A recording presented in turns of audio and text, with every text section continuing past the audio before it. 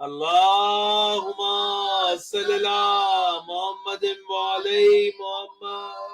بسم اللہ الرحمن الرحیم الحمد للہ الذی جعلنا من المتمسکین بولایت امیر المؤمنین اللہم ایاک نعبد و ایاک نستعین الصلاۃ والسلام بتحیۃ والاکرام علی اشرف الانبیاء والمرسلین وعلادہ الطیبین الطاہرین المعصومین ثم الصلاۃ والسلام علی الصدیقۃ المبارکہ الرازیۃ المرضیہ عالمۃ غیر معلمہ بنت القلم والنون وسر بین الکاف والنون ودلیل ارادت کن فیکون محافظۃ النبوہ وناشرۃ الولایہ ام الکتاب ام القرآن ام الانوار ام الائمہ ام المعصومین ام العلوم ام الہدا ام الحسن ام الحسین ام المحسن و ام ابیہا السیدہ فاطمہ الزہراء سلام اللہ علیہا محمد وعلى محمد.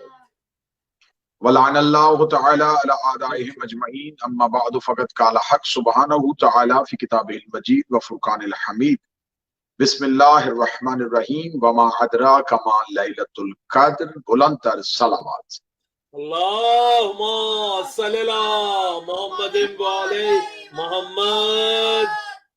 مومنین کرام، سامعین محترم و ناظرین گرامی قدر، آج کی اس مجلس میں میں آپ سے مخاطب ہوں سدرۃ المنتہا فی العرش یعنی کہ کربلائے معلی سے، اور آپ کو سرکار حضرت ابوالفضل العباس کے نوری محل کا نوری گنبد اپنے تمام تجلیات انوار کے ساتھ آپ کی آنکھوں کو زیارت سے مشرف کر رہا ہے۔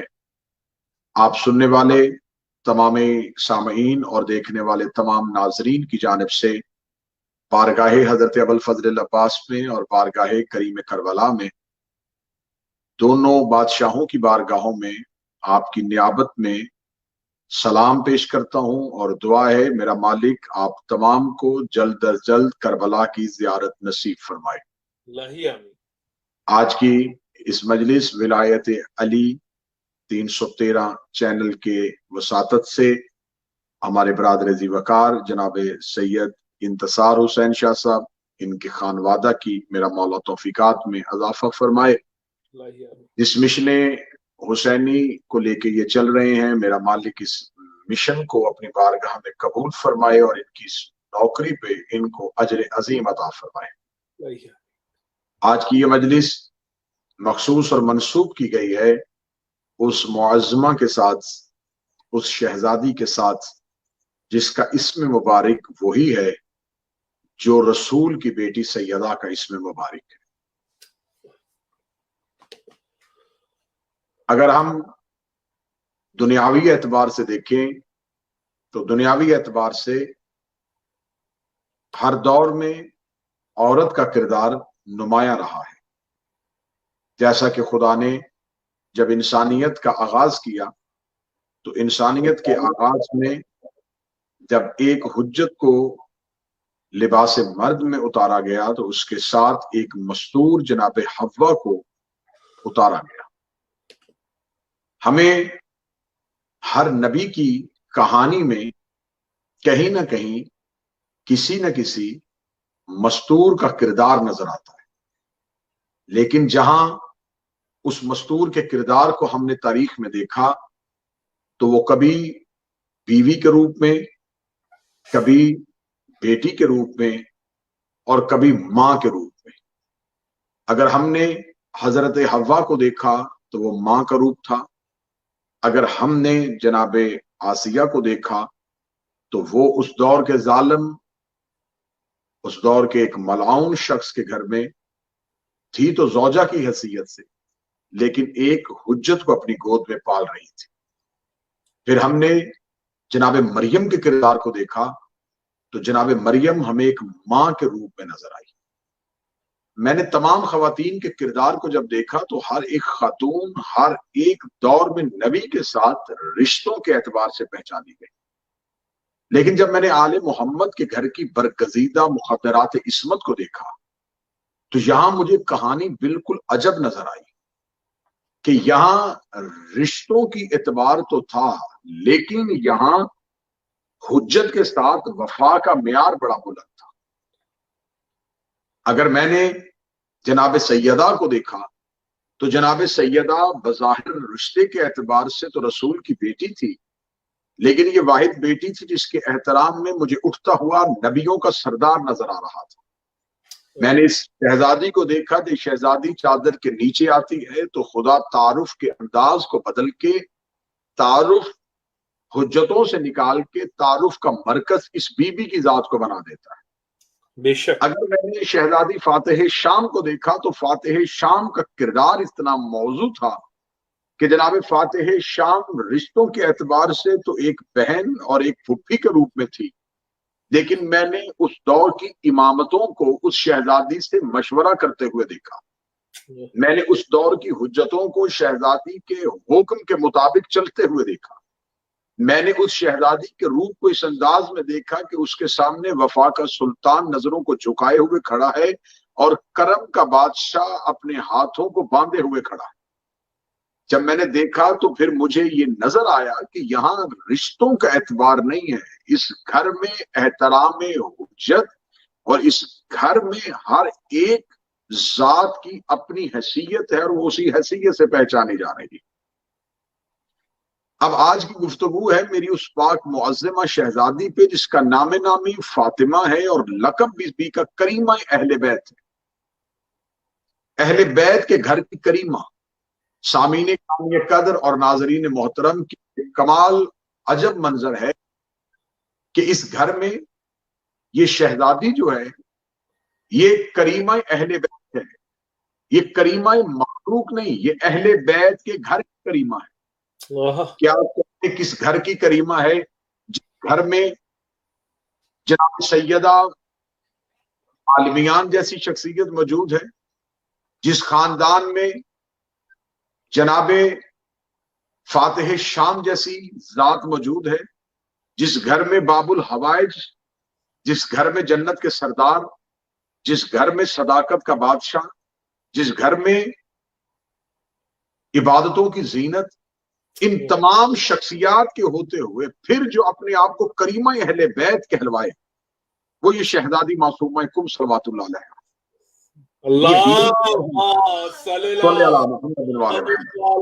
محمد بہت خوب۔ اس بی بی کی جب ہم زیارت پڑھتے ہیں تو زیارت کے جملوں میں ایک جملہ ہے کہ السلام علیکم، میرا سلام ہو اس پہ جو اللہ کے ولی کی بیٹی ہے، بنت ولی اللہ، اخت ولی اللہ، امت ولی اللہ، یہ اللہ کے ولی کی بیٹی ہے، یہ اللہ کے ولی کی بہن ہے اور یہ اللہ کے ولی کی پھوپھی ہے۔ کیا بات، سبحان اللہ۔ جناب معصومہ کم کا یہ تعارف یا مجھے فاتح شام شہزادی میں نظر آیا کہ وہ علی کی بیٹی تھی، وہ امام حسن اور حسین کی بہن تھی، وہ سید الساجدین کی پھوپھی تھی۔ پھر اس کے بعد یہ تعارف مجھے اس شہزادی میں نظر آیا کہ اس شہزادی کی زیارت پڑھتے ہوئے کہا جاتا ہے اے اللہ کے ولی کی بیٹی، اے اللہ کے ولی کی بہن، اے اللہ کے ولی کی پھوپھی، یعنی کہ تین ولایتیں جس کو گھیر میں رکھے ہو اسے فاطمہ معصومہ کہتے ہیں۔ تین ولایتیں، بابا کی ولایت ہے، بھائی کی ولایت ہے اور پھر بھتیجے کی ولایت، جبکہ یہ ولایتیں ایک ہیں۔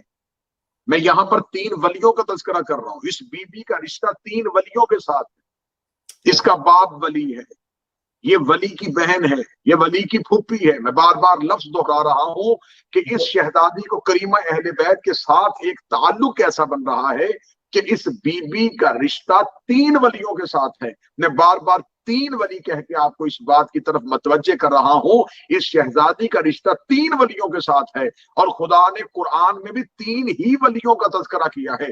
انما ولیکم اللہ ورسولہ والذین آمنوا الذین یقیمون الصلاۃ ویؤتون الزکاۃ وهم راکعون۔ اللہ ولی ہے، رسول ولی ہے، اور وہ صاحبان ولی ہیں جو حالت رکوع میں زکوٰۃ دیتے ہیں، جسے قرآن میں تین ولیوں کا تذکرہ کیا ہے۔ اس شہزادی کا رشتہ بھی تین ولیوں کے ساتھ۔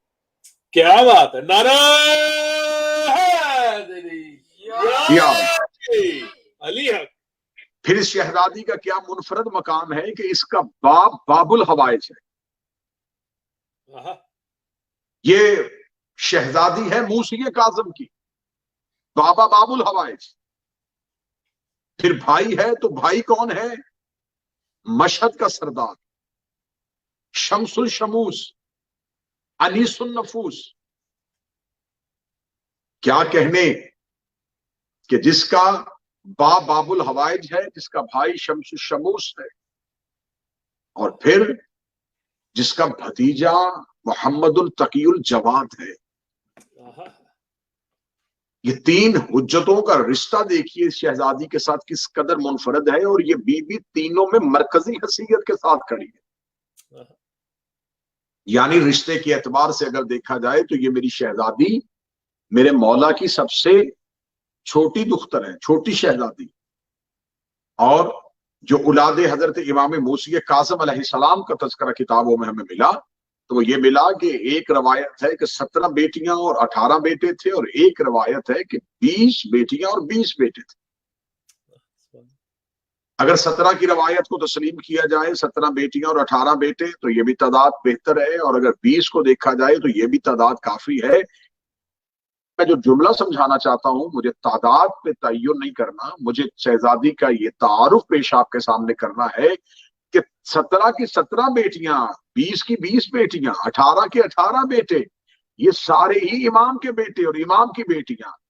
اتنے بیٹوں اور بیٹیوں کے ہوتے ہوئے ان میں سے جو اپنے آپ کو کریمہ اہل بیت کہلوائے. کیا بات ہے جیو قبلہ، سبحان اللہ. اگر تعداد اولاد کی کم ہو تو کم اولاد میں سے اپنا امتیاز دکھانا یہ منفرد ہے. یوسف کے 11 بھائی تھے، یوسف ایک تھا. یہاں اولاد امام موسی کاظم ہے، سارے کے سارے ہی فرزندان علی ہیں، سارے کے سارے فرزندان موسی کاظم ہیں، سارے کے سارے ہی آل محمد ہیں، لیکن ان میں سے معصومہ کہلوائی تو یہ شہزادی اس انداز میں کریمہ اہل بیت کہلوائی. لیکن میں نے ہمیشہ کوشش کی ہے کہ جب بھی اس چینل کے وساطت سے ہم کسی کی ذات پہ بات کریں تو اس ذات کے بارے میں جو غلط العام چیزیں ہوتی ہیں ہم ان کی کسی نہ کسی انداز میں نفی کر کے ایک اچھوتی جہت اور ایک منفرد زاویہ آپ کے سامنے پیش کرتے ہیں. اس شہزادی کے بارے میں منبر پہ جب بیانات کیے جاتے ہیں، ویسے تو بہت کم بیان ہوتا ہے، اس بی بی کے بارے میں تذکرہ بہت کم ہمیں ملتا ہے، لیکن جتنا بھی تذکرہ ہوتا ہے، جب تذکرہ کیا جاتا ہے تو تذکرہ کرتے ہوئے کہا جاتا ہے کہ یہ بھائی سے ملنے کے لیے بھائی کی محبت میں مدینہ چھوڑ کے خراسان جا رہی تھی. میں نے پہلے کہا کہ اس گھر میں رشتوں کے اعتبار سے تعارف نہیں کروانا چاہیے. بے شک یہ رشتوں میں ڈھلے ہوئے تھے، لیکن اعتبار ایسا نہیں. اب مجھے بتائیں جس بی بی کے پاس امام علی بن موسیٰ رضا چلے گئے اور وہ چلے گئے خراسان میں، تو 17 یا 19 بھائی، دو روایت میں بار بار کہہ رہا ہوں کہ 18 کی روایت ہے اور 20 کی روایت ہے، 17 بھائی یا 19 بھائی تو مدینہ میں موجود تھے. بھائی کی محبت میں نہیں جا رہی، حجت کی محبت میں جا رہی. کیا بات، بے شک. یہ ہجرت ایک بہن نہیں کر رہی، یہ ہجرت ایک طاقت کر رہی ہے جو ہر دور میں کسی نہ کسی حجت کو ضرورت ہوتی ہے. شہزادی معصومہ کم صلوات اللہ علیہا کی جو ہجرت ہے، اس ہجرت کو اس انداز میں دیکھا جائے کہ سرکار علی ابن موسیٰ رضا کے لیے جو بی بی گھر سے نکلی ہے، تو میری شہزادی نے یہ حجت کی اور اللہ کی اس ولی کی ولایت کے تحفظ کے لیے ہجرت کی. یہ ہجرت ایک بہن صرف چھوٹا مقصد نہ کرے کہ ایک بھائی کی محبت میں تڑپ کے جا رہی تھی، ایک اللہ کے ولی کی ولایت کے تحفظ کے لیے جا رہی تھی. یعنی کہ ولایت کے تحفظ کے لیے امام کی بیٹی اور امام کی بہن کو بھی خروج کرنا پڑتا ہے، امام کی بہن اور امام کی بیٹی کو بھی گھر سے نکلنا پڑتا ہے. تو بی بی نے، شہزادی نے اور اس گھر کے پاک مخدرات نے اور پاکیزہ شہزادوں نے ولایت کے تحفظ کے لیے سفر کر کے دنیا کو بتا دیا ہے کہ جب تحفظ ولایت کی بات ہو تو پھر اولاد امام بھی ہو تو ہجرت کرنی پڑتی. نعرہ حیدری یا علی، علی حق. پھر اس شہزادی نے ایران میں جا کے، کیونکہ رسالت مآب جب کا نور جب زمانے میں چمکا تھا تو کیسر و کسرا کے کنگرے گر گئے تھے. تو یہ کسرا کسے کہتے ہیں؟ کسرا ایرانی بادشاہت کو کہتے ہیں. ایران میں بادشاہت کا نظام تھا. مولا امیر المومنین کے بعد فتوحات ایران، رسالت مآب کے بعد جو پہلی خلافت کا دور آیا، فتوحات ایران کا سلسلہ شروع ہو گیا. لیکن ایران میں یہ جو بہت بڑی سرزمین تھی، اس پہ کسی ولی اور کسی ولیہ کا پہنچنا بڑا ضروری تھا. تو اللہ کا ایک ولی اور ایک ولیہ، ایک بھائی اور ایک بہن، ایک حجت اور ایک حجت کی طاقت، ایک ولی مطلق اور ایک محافظہ ولایت، یہ دونوں مدینہ سے نکلتے ہیں اور سرزمین ایران کو، سرزمین خراسان کو، سرزمین فارس کو اپنے پاؤں کے نور سے منور کرتے ہیں. اس شہزادی نے آج بھی بی بی کا روضہ مبارک کم میں شفاعت کا مرکز بنا ہوا ہے. اور بی بی کے بارے میں سرکار، میں یہاں پہ پہلی حدیث کوٹ کرنے لگا ہوں. یہ حدیث کس نے پڑھی؟ دیکھیے، ہمیشہ ایک بات یاد رکھیے، شخصیت دنیا میں آتی ہے، اپنا تعارف، اپنا کردار پیش کرتی ہے، اس کے بعد اس کے فضائل پڑھے جاتے ہیں. ہر ذات کے دنیا میں آنے کے بعد اس کی فضیلت ظاہر ہوتی ہے، پھر فضائل پڑھے جاتے ہیں. ابھی شہزادی دنیا میں نہیں آئی. امام جعفر صادق مدینے میں بیٹھ کے کہہ رہے تھے کہ کم میں ایک میری اولاد میں سے ایک بیٹی مدفن ہوگی، جس نے جنت کی زیارت کرنی ہو وہ کم میں چلا جائے. کیا بات ہے قبلہ، بات خوب. یہ آج بھی حدیث، آپ شہزادی معصومہ کم کے حرم میں داخل ہو تو آپ کو باب قبلہ سے آگے جائیں تو آپ کو یہ حدیث امام صادق کی ملے گی کہ امام صادق فرماتے ہیں کہ جنت اور کم دونوں برابر ہیں. بے شک. یعنی کہ شہزادی کا حرم اور جنت دونوں برابر ہیں. میں لفظ تبدیل کر دیتا ہوں، اگر کسی نے جنت کا تصور دیکھنا ہو تو وہ کم میں جا کے معصومہ کا حرم دیکھ لے. کیا بات ہے قبلہ، کیا بات ہے، بہت خوب. یعنی کہ تمثیل اس انداز سے فرزند رسول نے نہیں کہی کہ فرزند رسول نے یہ کہا ہو کہ اگر تم میں سے کسی کو جنت میں جانے کی خواہش ہو تو وہاں جا کے دعا کرے. فرمایا اگر جنت جانا چاہتے ہو تو کم میں معصومہ کے حرم میں چلے جاؤ. پھر دوسری حدیث امام نے کوٹ کی، اور یہ حدیث ہے 8ویں شہنشاہ کی. 8ویں شہنشاہ فرماتے ہیں کہ جس نے کم میں ہماری بہن فاطمہ کی زیارت کی، اللہ نے اس پہ جہنم کی آگ کو حرام کر دیا. اللہم صلی علی محمد. شہزادی امام موسیٰ کاظم علیہ السلام کے گھر میں میری پاک شہزادی کا ہمیں تاریخ سے علمی حیثیت میں ایک واقعہ ایسا ملتا ہے کہ امام موسیٰ کاظم علیہ السلام سفر میں تھے اور کچھ لوگ امام موسیٰ کاظم کے دروازے پہ گئے اور کچھ شرعی مسائل کے حل کے لیے گئے کہ ہمیں دین الہی میں اس مسائل کا حل دریافت کرنا ہے کہ اللہ کے ہاں دین میں، شریعت میں ان سوالات کا کیا جواب ہے. جو ہی وہ امام موسیٰ کاظم کے دروازے پہ پہنچے تو دروازے پہ دستک دی، اندر سے خادمہ آئی. خادمہ دروازے پہ رکی، آئے ہوئے مہمانوں سے پوچھا، انہوں نے کہا کہ ہم فرزند رسول سے ملنا چاہتے ہیں. تو فرمایا کہ فرزند رسول کسی اہم کام کی غرض سے شہر سے باہر گئے ہوئے ہیں.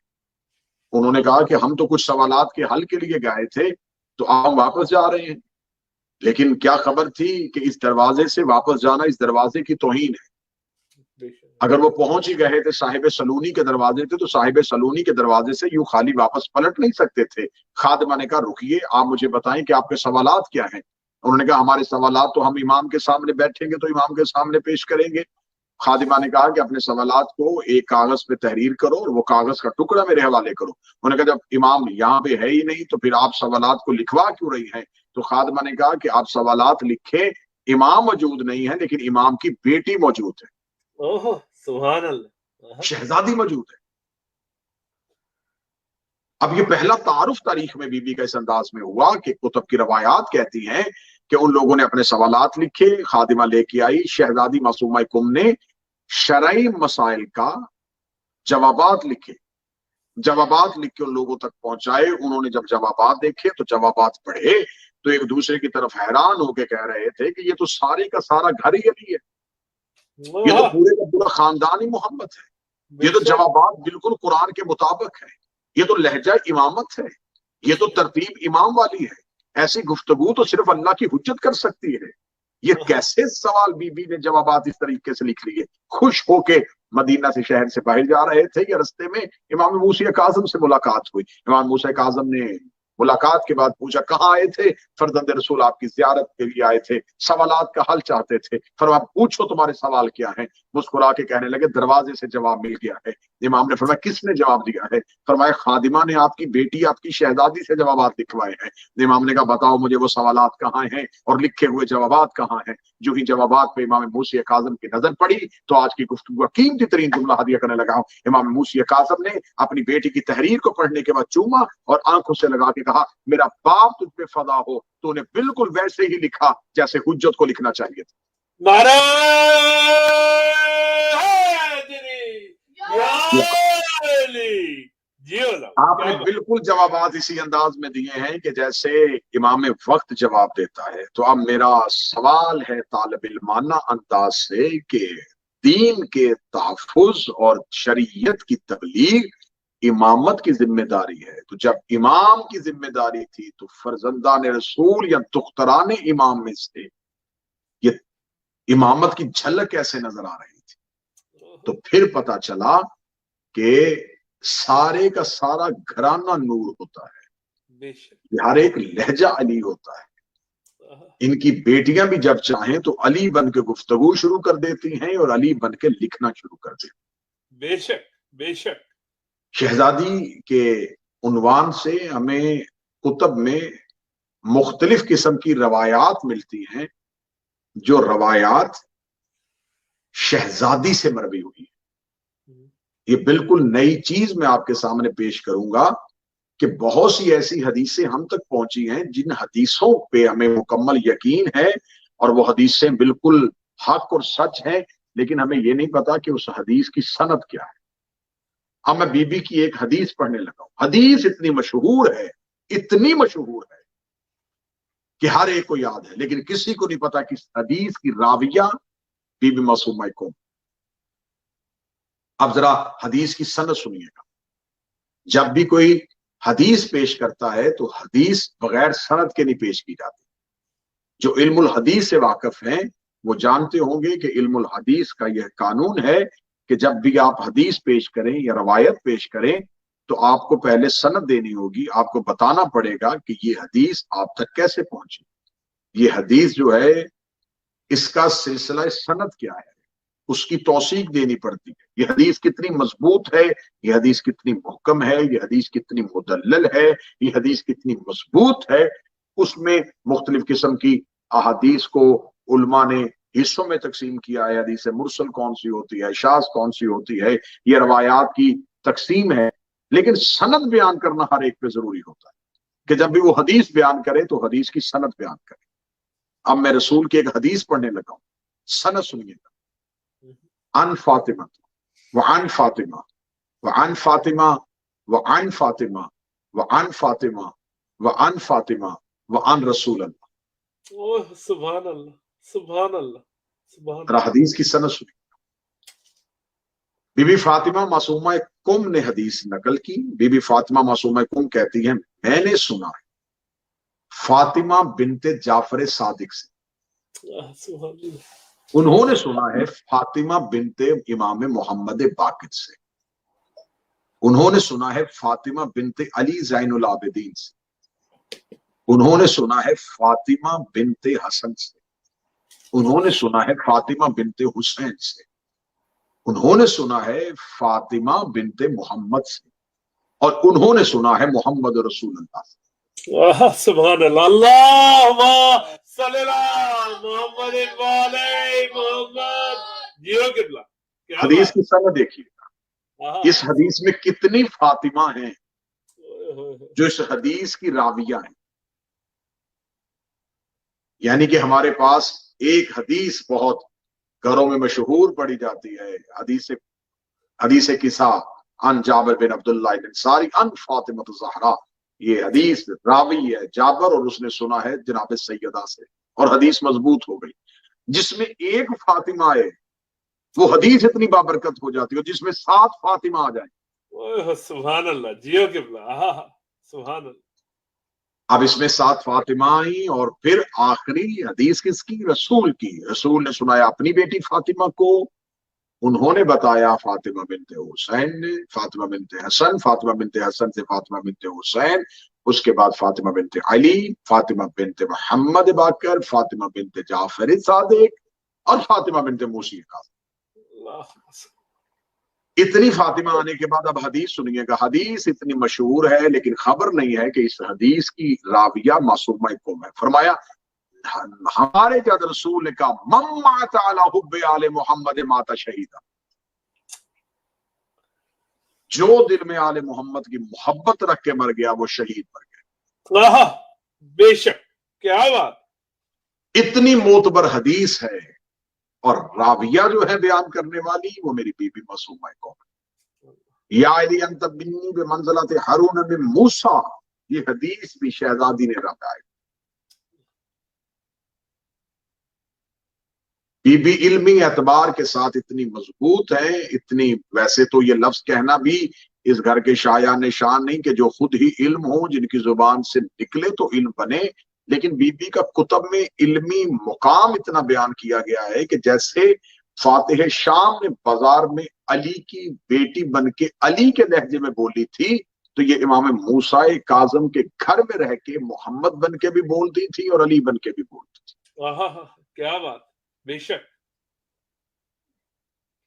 شہاب الدین مراشی نجفی کہتے ہیں کہ ایک عارف ہیں، وہ کہتے ہیں کہ میں نے نجف میں امیر المومنین کے ہاں ایک چلہ کیا، میں نے امیر المومنین سے ملاقات کے لیے، مکاشفہ کے لیے ایک چلہ کیا، تو مجھے عالم روحیہ میں، عالم خواب میں مولا کی زیارت ہوئی. تو مولا نے فرمایا شہاب الدین مراشی کیا سوال ہے؟ کہنے لگا میں نے کہا کہ مولا میرا سوال یہ ہے، میں پوچھنا چاہتا ہوں کہ جناب سیدہ بنت محمد کا اصل مدفن کہاں ہے؟ کیونکہ جناب سیدہ کے بارے میں، ان کے مدفن کے بارے میں جو روایات ہیں وہ مختلف ہیں، کہ جنت البقیع بھی ہے اور ریاض الجنہ بھی ہے اور حجرت الرسول بھی ہے. تو انہوں نے کہا کہ میں چاہتا ہوں کہ آپ مجھے بی بی کا حقیقی مدفن بتائیں تاکہ میں وہاں جا کے شہزادی کی زیارت کروں. اب مکاشفہ کتنے کیا؟ شہاب الدین مراشی. سوال کیا ہے؟ جناب سیدہ بنت محمد کا اصل مدفن کہاں ہے؟ مولا امیر المومنین کی آواز آئی مراشی یہ اللہ کے رازوں میں سے ایک راز ہے جو ہم تمہیں بیان نہیں کر سکتے. یہ راز موقوف ہے ہمارے آخری بیٹے کے ظہور تک. تو شہاب الدین نے کہا کہ مولا پھر میں جناب سیدہ کی زیارت کہاں جا کے پڑھوں؟ فرمایا کم میں جا کے میری بیٹی فاطمہ کے حرم میں پڑھوں. کیا بات ہے، کیا بات ہے. اللہم صلی اللہ محمد. جس نے کم میں جا کے میری بیٹی فاطمہ کی زیارت کی، سمجھو کہ اس نے زہرا بنت محمد کی زیارت کی. سبحان اللہ، سبحان اللہ، بہت خوب قبلہ. اب راز آپ کی سمجھ میں آیا کہ خدا نے ایک فاطمہ کو چھپا کے ایک فاطمہ کا حرم آباد کیوں رکھا ہوا ہے. بہت خوب. خدا نے ایک سیدہ کو چھپایا ہوا ہے، ایک سیدہ کا حرم آباد رکھا ہوا ہے تاکہ اس دور کی انسانیت اور ایک دور کی امت اس بارے میں نہ ہو کاش فاطمہ بنت محمد کا حرم ہوتا، ہم فاطمہ بنت محمد کے حرم میں جا کے یہ دعا کرتے، ہم فاطمہ بنت محمد سے جا کے توسل کرتے. جو فاطمہ بنت محمد سے توسل کرنا چاہتے ہیں اور انہیں حرم نہیں مل رہا، امام نے فرمایا کہ جاؤ کم میں فاطمہ بنت موسیٰ کا حرم ویسا ہی ہے جیسا فاطمہ بنت محمد کا حرم. سبحان اللہ، سبحان اللہ. دشمنان زہرا پہ لعنت بے شمار. نعرہ حیدری یا علی. اللہم صلی اللہ محمد. جس نے کم میں جا کے جناب فاطمہ معصومہ کم کی زیارت کی، سمجھو کہ اس نے جنت البقیع میں فاطمہ بنت محمد کی زیارت کی. کم شہر شہزادی کے حوالے سے معتبر بھی ہے اور شہزادی کے حوالے سے ممتاز بھی ہے اور شہزادی کے حوالے سے مکرم اور محترم بھی ہے. شہر کم کی شان میں بھی بہت سی روایات ہیں، شہر کم کے بارے میں بھی بہت سی حدیثیں ہیں، روایات کا مختلف تضادات بھی ہے، لیکن جب ہم تمام روایات اور حدیث کو اکٹھا کرتے ہیں تو خبر ملتی ہے کہ اس شہر کی عزت، اس شہر کا مرتبہ ہے بی بی کی وجہ سے.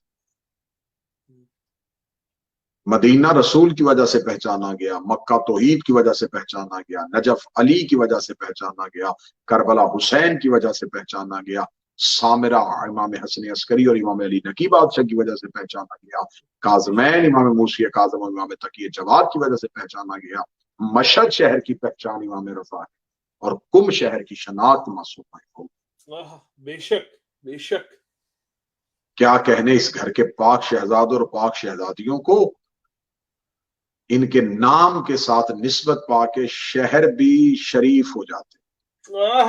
کیا بات ہے، بہت یہ مکہ میں جاتے ہیں معظمہ کر دیتے ہیں، یہ مدینہ آتے ہیں منورہ کر دیتے ہیں، یہ نجف پہنچتے ہیں اشرف کر دیتے ہیں، یہ کربلا آتے ہیں تو معلیٰ کر دیتے ہیں، یہ کاظمین جاتے ہیں شریفین کر دیتے ہیں، یہ مشہد جاتے ہیں تو مقدس کر دیتے ہیں.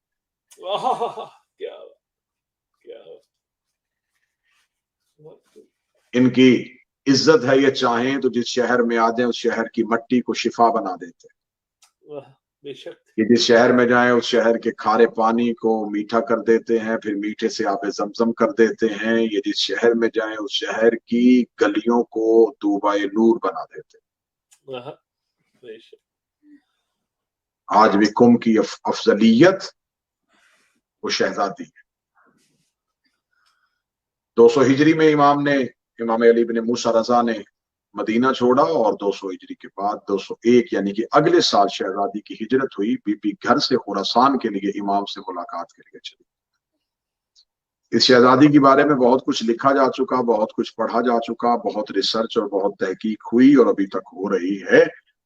یہاں پر روایات میں 2 طرح کے مختلف سلسلے ہیں. جو مشہور ہوئی وہ یہ کہ بی بی کو امام کی شہادت کی خبر پہلے ملی تھی اور بی بی بعد میں شہیدہ ہوئی. اور کچھ روایات یہ کہتی ہیں کہ بی بی امام کی شہادت سے پہلے دنیا چھوڑ چکی تھی. دونوں طرح کی روایات ملتی ہیں، لیکن جس روایت کو میں آج بیان کرنا چاہتا ہوں اس روایت کو اس انداز سے سنیے گا کہ بی بی یہ ایک ہوتا ہے فضائل کا مقصر، ایک ہوتا ہے مصائب کا مقصر. ان کے گھر کے فضائل کو بھی نہیں چھپانا چاہیے، ان کے گھر کے مصائب کو نہیں چھپانا چاہیے. فضائل کی تکثیر بھی حرام ہے اور مصائب کی تکثیر بھی حرام. بے شک. شہزادی کے بارے میں کتنا گھنونا لفظ صرف اتنا کہہ دیا گیا کہ بھائی کی موت کی اطلاع ملی تو شدت غم سے تڑپ کے مر گئے. بے شک شدت غم تھا، بے شک غم کی شدت تھی، لیکن یہ علی کی بیٹی تھی، علی کی بہن تھی، علی کی پھوپھی تھی، محمد کی بیٹی تھی، محمد کی بہن تھی. محمد کی شدت غم بجائے موت نہیں بنا، زہر دیا گیا ہے امام موسیٰ کاظم کی بیٹی کو. دوسری چیز کرتے ہوئے کہا جاتا ہے کہ اکیلی گھر سے نکل گئیں اور ایک کنیز تھی اور ایک سواری تھی. عزت آل محمد کے خلاف ہے. جس کے وطن میں 17 بھائی ہوں وہ بہن اکیلی وطن نہیں چھوڑ سکتی. بھائیوں اور بھتیجوں کے ساتھ ایک لشکر کی صورت میں چلی تھی گھر سے. خراسان پہنچنا چاہتی تھی امام علی بن موسیٰ رضا کے لیے. مقام ساوا پہ جا کے جو آل محمد کے دشمنوں کی جگہ تھی اور مرکز تھی، مقام ساوا پہ جا کے شہزادی کے اس لشکر کو روک دیا گیا. لشکر کو روکا گیا. روکنے کے بعد وہاں پر ایک جنگ ہوئی. اس جنگ میں 23 افراد آل محمد کے گھر کے امام موسیٰ کاظم کی اولاد، جن میں امام موسیٰ کاظم کے بیٹے اور امام موسیٰ کاظم کے پوتے، 23 افراد جنگ میں شہید ہوئے. شہزادی نے ایک مسجد میں پناہ لی. ایک ملعونہ عورت کے ذریعے شہزادی کو دودھ یا شربت میں زہر ملا کے دی گئی. لعنت پیش. زہر بی بی کو ساوا ملی. بھائی شہید ہو چکے تھے. بھتیجوں کی لاشیں پردیس میں پڑی تھی. आज भी आप चले जाएं कुम के अतराफ में औलाद इमाम मूसा काज़म में इमाम ज़ादों के 180 के करीब मज़ारात अभी तक दरियाफ्त हो चुके हैं। जब भाइयों और भतीजों की मौत के बाद जहर मिली हुई थी तो शहजादी ने मिली हुई जहर के साथ पूछा कि मुझे बताओ यहां से कुम शहर कितना दूर। या एक कनीज ने पूछा कि शहजादी आप तो पहली बार मदीना से बाहर आई हैं, आपको कैसे पता कि यहाँ कोई शहर कुम भी है। फरमाया आज पता चला कि एक बार मेरे बाबा मूसा काज़म मेरे पास बैठे थे और मुझे बार बार कह रहे थे फातिमा कुम मेरे शियों का वतन है। मैंने पूछा बाबा ये कुम कहाँ है। फरमाया ये मुल्क ईरान का एक शहर। मुझे खबर नहीं थी कि मेरा बाबा मुझे ईरान के शहरों का पता क्यों बता रहा है। ये इस घर की गुर्बत थी। कभी अली ज़ैनब को शाम के बाजार बताते थे, कभी इमाम मूसा काज़म अपनी बेटी को कुम शहर बताते थे। कुम शहर यहां से कितना सफर है। फरमाया गया 10 फरसख। बीबी ने कहा मैं कुम जाना चाहती हूँ।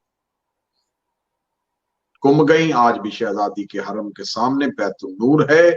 मूसा इब्ने खजरज नामी कुम का सरदार था, रईस था, जिसने अपने घर में शहजादी को मेहमान बुलाया और उसी घर में जहर की शिद्दत के साथ शहजादी की शहादत। अब इस दोनों रवायात में कि भाई से पहले दुनिया छोड़ी या भाई के बाद दुनिया छोड़ी, एक दर्द मुश्तरक है कि भाई से मिल नहीं सकी थी।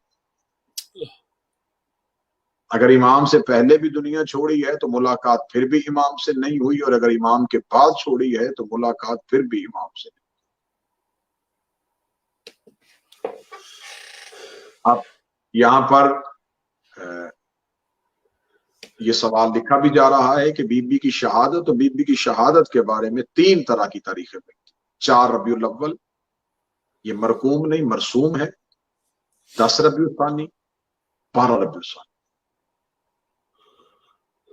ये 3 तरह की रवायात कुतुब में मिलती हैं शहजादी की शहादत के हवाले से। शहीदा है इमाम रज़ा की बहन। दर्द इतना मुश्तरक था कि मैंने फिर लफ्ज दोहराने लगा हूं कि बेशक भाई से पहले शहीदा हुई या भाई के बाद, लेकिन मुलाकात भाई से ना हो सकी। अब मैं करबलाए मोहल्ला में हूं, आपके लिए दुआ करते हुए जुमला मुसाइब का पढ़ने लगा हूं। इमाम अली इब्ने मूसा रजा अपने घर में इमाम हुसैन गरीब करबला की मजलिस करवा रहे थे। इमाम ने देबल खुदाई को बुलाया। फरमाया देबल को बुलाओ ताकि वो मुझे जद का मरसिया सुनाए। देबल खुदाई आया। देबल खुदाई ने बात इमाम में आया। इमाम की आवाज आई, देबल तूने मेरे जद इमाम हुसैन गुर्बत में कोई मरसिया लिखा है? देबल की आवाज आई, जी मौला मैंने मरसिया लिखा है। फरमाया देबल मुझे मरसिया सुना। देबल इमाम की बारगाह में खड़ा हुआ और देबल ने इमाम की बारगाह में खड़े होके मरसिया पढ़ना शुरू किया। देबल ने मरसिया पढ़ा। मरसिये के पहले जुमले थे, मेरा सलाम हो जनाब सैयदा तेरे बाग पे जिसकी कलियां और फूल कायनात करके बीबी तेरी औलाद का कब्रिस्तान भी एक न बना। ये कहने के बाद देबल ने मरसिया शुरू किया। देबल के नोहे की पहली सतर आई। देबल कहता मेरा सलाम हो बीबी तेरे बेटे हसन पे जिसे गुर्बत की जहर दे के शहीद किया गया। बीबी मेरा सलाम तेरे दूसरे बेटे हुसैन पे जिसकी लाश 3 दिन बगैर कफन के पड़ी रही। बीबी मेरा सलाम हो तेरे बेटे सज्जाद पे जिसे शाम के बाजारों में कैद करके गुजारा गया। बीबी मेरा सलाम तेरे बेटे मोहम्मद बाकर पे जिसे कमसनी की हालत में जहर दिया गया। बीबी मेरा सलाम है तेरे बेटे इमाम सादिक पे जिसे गुर्बत की हालत में जहर दिया गया। बीबी मेरा सलाम है तेरे बेटे मूसा काज़म पे जिसे 14 साल कैद में रखा गया। यहाँ तक लोहा खत्म हुआ, देबल ने मिंबर छोड़ दिया। इमाम अली इब्ने मूसा रज़ा उठे, अपने गिरेबान को चाक किया हुआ था, सरे मुबारक से इमामा उतरा हुआ था। इमाम की आवाज एक, देबल अपना लोहे में 1 शेर का इजाफा कर दे। देबल रो कहता मौला लोहा मुकम्मल हो गया। इमाम ने 1 शेर अपने हाथ से लिखा, वो आज भी देबल के लोहे में पढ़ा जाता है। इमाम ने कहा कह मेरा सलाम हो तेरे उस बेटे पे जो तूस में गुर्बत की हालत में दफन हो जाएगा।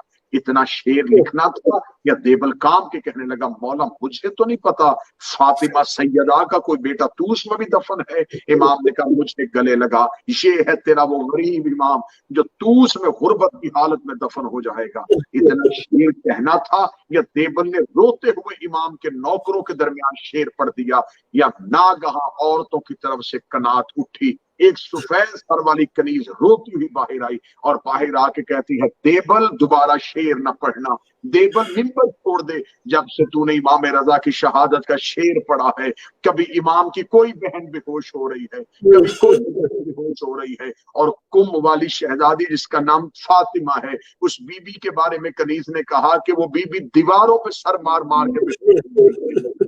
इतना जुमला सुनना था। या इमाम अली इब्ने मूसा रजा मजलिस वाली जगह से उठे, सर से अमामा उतरा हुआ, गिरेबान चाक है। इमाम जनान खाने में अपने सहन के अंदर गए जहां पे मासूमा कुम बेहोश थी, अपनी बहन का सर उठाया, अपने जानों पे रखा, माथा चूमा, आंखें होश आई। इमाम मूसा काजम की बेटी ने भाई का चेहरा हाथों पे लिया, रो के कहती मेरे सामने न कहा करके तू शहीद होगा। इमाम रजा ने बहन का पाथा चूम के कहा फातिमा तूने सिर्फ भाई की शहादत का शेर सुना और तू बेहोश हो गई। 70 कदम के फासले पे हुसैन की बहन और मेरी मां ज़ैनब रो रो के कातिल से कह रही थी ना मार, मेरा 3 दिन का प्यासा है।